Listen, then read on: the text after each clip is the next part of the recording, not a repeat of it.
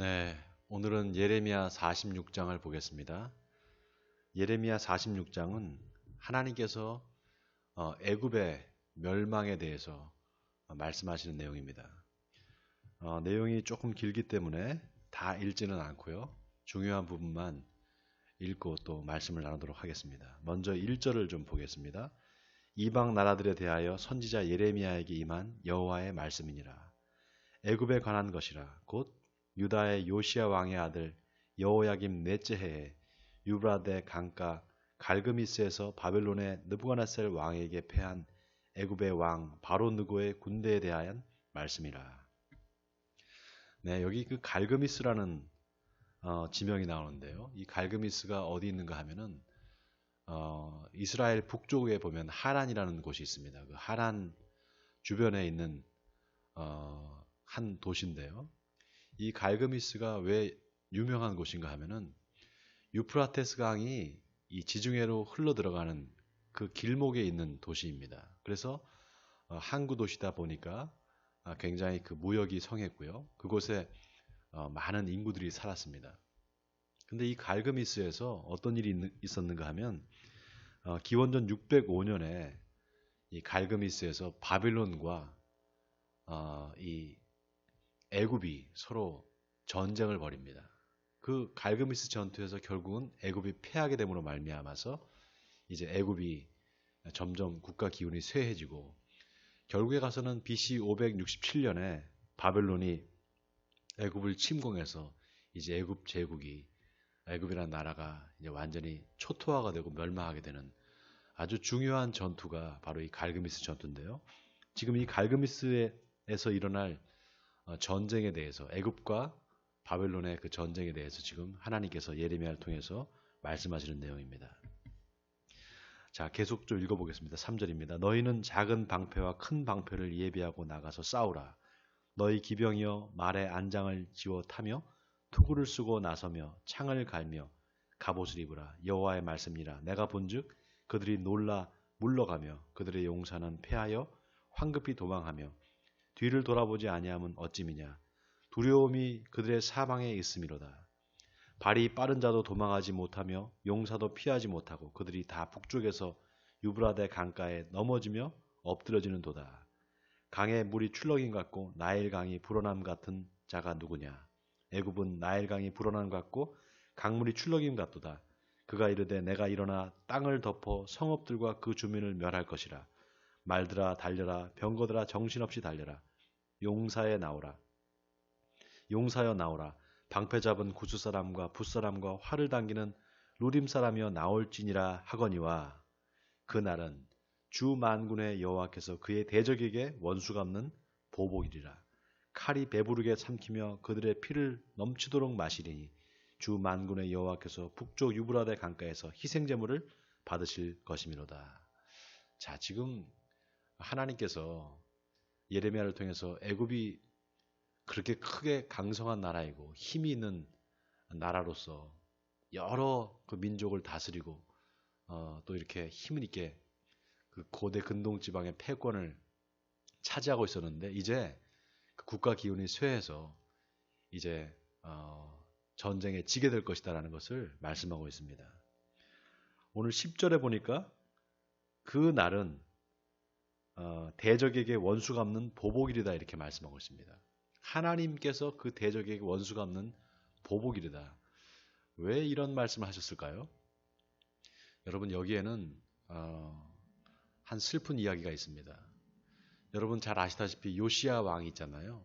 그 이스라엘의 아주 그 위대한 왕이었던 종교 개혁을 단행해서 하나님을 온전히 섬기려고 했던 그 요시야 왕이 바로 이 유다와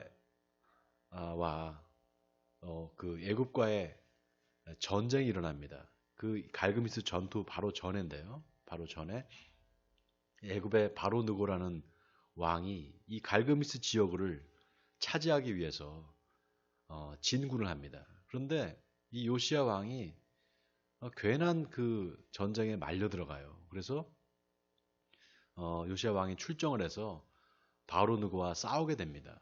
근데 그 바로 느고가 내가 요시야 너하고 싸우려 온 게 아니다. 내가 여기를 차지하고 내 대적인 바벨론과 싸우기 위해서 이렇게 하는 거다라고 했는데도 불구하고 요시야 왕이 전쟁에 나가서 그만 바로 누구와 싸우다가 이제 죽게 됩니다. 이게 이제 어디에 나오는가 하면은 역대하 35장에 나옵니다. 역대하 35장을 잠깐 보겠습니다. 역대하 35장에 보면은요, 역대하 35장 20절에 보면 요시야가 어떻게 죽게 됐는지에 대해서 나옵니다. 자, 제가 잠깐 읽어볼게요. 요시야가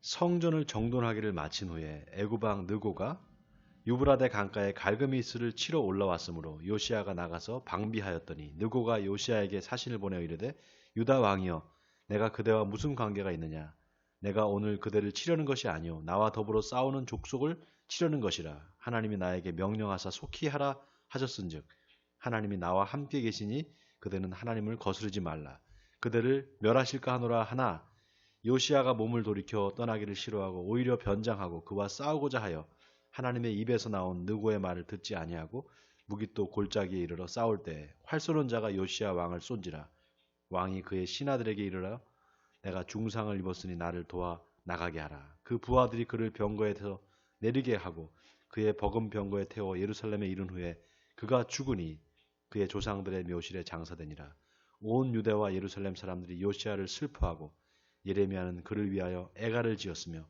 모든 노래하는 남자들과 여자들은 요시야를 슬피 노래하니 이스라엘의 규례가 되어 오늘까지 이르렀으며 그 가사는 애가 중에 기록되었더라.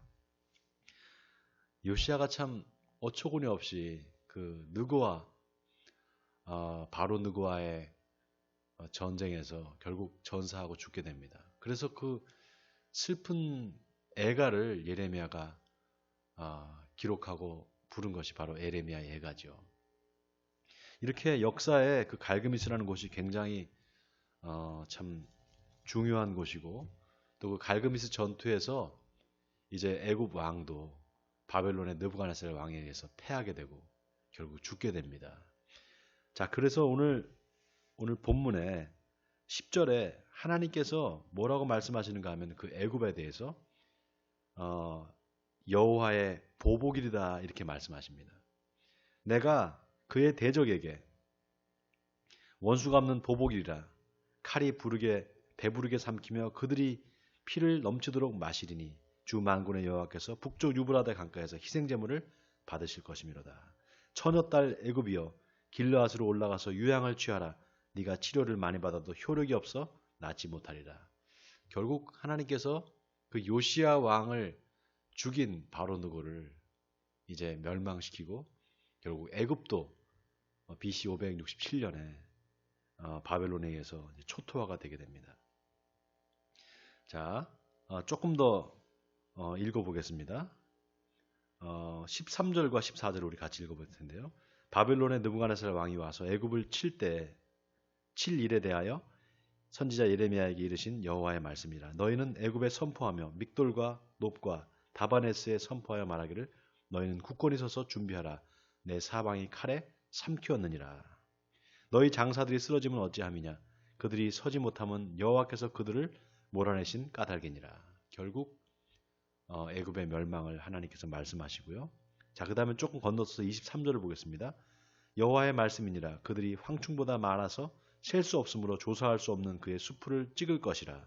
딸 애굽이 수치를 당하여 북쪽 백성의 손에 부침을 당하리로다. 만군의 여호와 이스라엘의 하나님께서 말씀하시니라. 보라, 내가 노의 아몬과 바로와 애굽과 애굽 신들과 왕들 곧 바로와 및 그를 의지하는 자들은 벌할 것이라. 내가 그들의 생명을 노리는 자의 손 곧 바벨론의 느부갓네살 왕의 손과 그 종들의 손에 넘기리라. 그럴지라도 그 후에는 그 땅이 이전같이 사람 살 곳이 되리라. 여호와의 말씀이니라. 자, 결국은 하나님께서 애굽을 심판하신다는 내용을 이야기하고 있죠. 그 다음에 27절을 보겠습니다. 27절과 28절이 중요한데요. 내 종 야곱아 두려워하지 말라. 이스라엘아 놀라지 말라. 보라, 내가 너를 먼 곳에서 구원하며 내 자손을 포로된 땅에서 구원하리니 야곱이 돌아와서 평안하며 걱정 없이 살게 될 것이라. 그를 두렵게 할 자 없으리라. 여호와의 말씀이라. 내 종 야곱아, 내가 너와 함께 있나니 두려워하지 말라. 내가 너를 흩었던 그 나라들은 다 멸할지라도 너는 사라지지 아니하리라. 내가 너를 법도대로 징계할 것이요 결코 무죄한 죄로 여기지 아니하리라 하시니라. 자, 여기 맨 마지막 28절이 참 의미심장합니다. 하나님께서 야곱아 그러시면서 내가 너를 지킬 것이다. 그리고 다른 민족들은 다 멸할지라도 너는 남겨둘 것이다. 그러나 너를 결코 무죄한 자로 여기지 아니하리라 이렇게 말씀하십니다. 여러분, 하나님은 하나님의 백성인 이스라엘 백성들을 하나님의 거룩한 백성으로, 경건한 백성으로 세우시기를 원했습니다. 그래서 이스라엘 백성들이 잘못하면 징계를 하시고 또 우상 숭배를 하고 하나님을 떠나면 저들을 다시 하나님께로 불러 모으기 위해서 여러 회초리를 드셔서 때리시고 또 저들을 하나님께서 징계하셨습니다. 그 징계의 도구가 바로 애굽이고 또 아수르고 바벨론이었죠. 그렇게 해서 결국은 애굽이나 아수르나 바벨론은 결국 다 망합니다.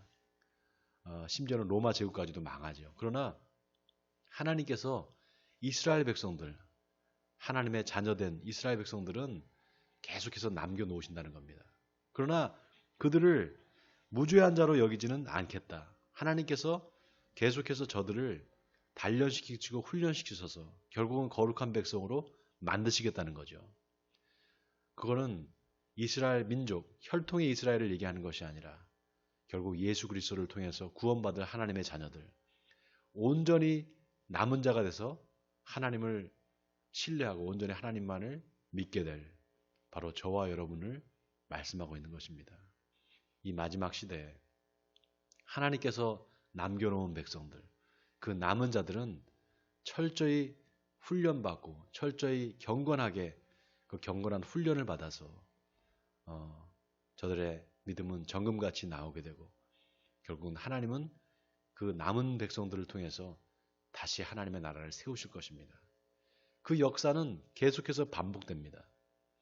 언제까지 반복되느냐고요? 바로 하나님이 다시 재림하시는 그날까지입니다. 예수님께서 십자가에 돌아가시고 또 우리에게 성령을 주셔서 지금 우리가 성령 시대를 살고 있는데요. 주님께서 다시 오신다고 분명히 약속하셨잖아요. 그 약속하신 날이 가까이 오고 그리고 주님이 재림하시는 그날 하나님의 나라는 완성될 것이고 저와 여러분은 하나님의 나라에서 면류관을 받게 될 것입니다. 사랑하는 성도 여러분, 주님이 오시는 그날까지 끝까지 충성을 다하시고 그래서 남은 자가 되셔서 주님께 영광을 돌리고 하나님의 영원한 천국에 들어가시는 축복을 누리시는 저와 여러분이 되시길 주님의 이름으로 간절히 축원드립니다. 우리 기도하겠습니다. 하나님 아버지, 참 감사합니다. 오늘 예레미야를 통해서 하나님께서 남겨놓을 백성이 있다고 말씀하셨습니다. 그러나 그들을 무죄한 자로 여기지 않겠다라는 이 말씀은 하나님께서 이스라엘 백성들을 계속해서 훈련시키시고 연단시키셔서 거룩한 백성으로 만들어주시겠다는 약속인 줄 믿습니다. 그것은 저주가 아니라 축복이고 심판이 아니라 은혜임을 알게 해주시니 감사드립니다. 아버지 하나님, 우리가 하나님의 말씀을 들을 때, 그 징계를 받을 때 하나님의 그 사랑을 깨닫고 돌아와서 하나님께 엎드려 기도하고 회개함으로 다시금 하나님의 자녀로 쓰임받는 우리 모두가 되게 해주옵소서. 그래서 남은 자가 되어 주님의 나라 영원한 천국에 들어가 주님과 영생 복락을 누리는 축복을 누리는 우리 모두가 되게 해주옵소서. 이 모든 말씀 우리 주 예수 그리스도의 이름으로 기도하옵나이다. 아멘.